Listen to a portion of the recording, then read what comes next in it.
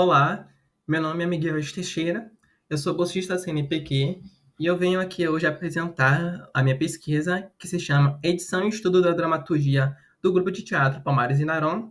Essa pesquisa eu desenvolvi com a orientação da professora doutora Isabela Santos de Almeida e teve como objetivos discutir o papel da dramaturgia a partir do aporte teórico-metodológico da crítica textual como um recurso gerador de ressignificação da memória da escravidão.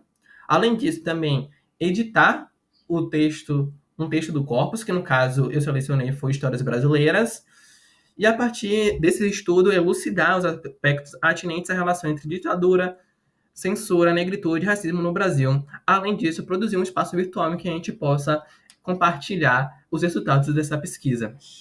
Como eu havia dito, a metodologia nós tomamos como base da crítica textual, sendo assim, nos interessa pensar sobre a questão da produção desse texto, quem são os agentes que estão envolvidos, o contexto histórico em que está inserido, a transmissão, então, o suporte material, nos interessa muito também analisar essas questões, a circulação, por onde circularam esses textos, por quais meios, e também a recepção, que papel esses textos desempenharam nessa época, como eles foram lidos.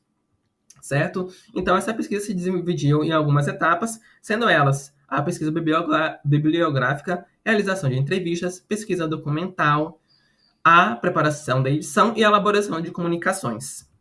Como resultados que nós obtivemos, a gente conseguiu reunir algumas informações sobre o grupo de teatro que nós estamos estudando, que no caso é o Palmares e Naron.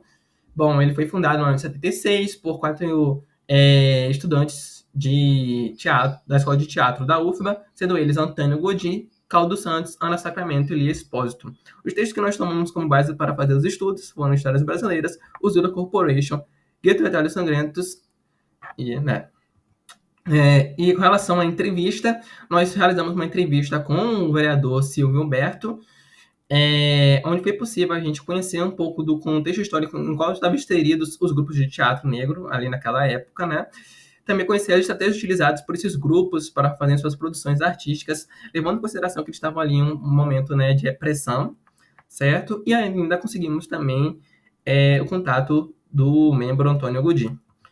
Quando partimos para a pesquisa documental, nós realizamos visitas ao Instituto Geográfico Histórico da Bahia, onde foi possível encontrar algumas notas de divulgação dessa peça, certo? Nos jornais aqui que nós fizemos os facsímiles, que no caso são A Tarde, Diário de Notícias, sendo que um desses daqui nós temos um comentário do João Augusto falando sobre essa peça.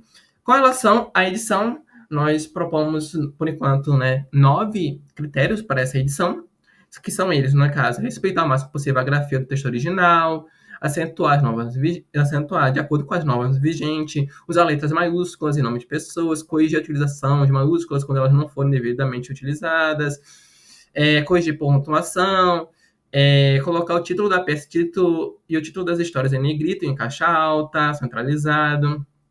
Também respeitar o estilo de parágrafo utilizado, além de também respeitar a ordem das folhas de acordo com os indícios que nós temos da continuidade do texto.